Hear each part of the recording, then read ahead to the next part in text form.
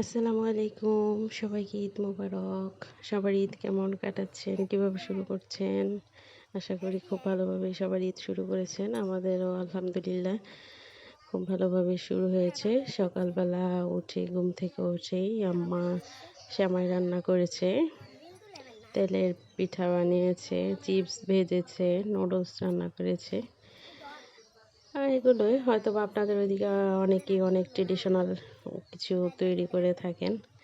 আসলে আমাদের ওরকম খাওয়া-দাওয়ার অত আগ্রহ খুব কমই। আম্মা বানাইলে আমরা টুকটাক খাই। আর নতুবা আমাদের তেমন কোনো খাওয়ার ইন্টারেস্ট ওরকম নাই। আপনাদের অনেকের অনেক বাংলাদেশের অনেক জায়গায় তো অনেক রকমের নাস্তা তৈরি করা হয় ঈদ উপলক্ষে বা যেকোনো অনুষ্ঠান উপলক্ষে। আমাদের ওরকম আবার হ্যাসেল নাই।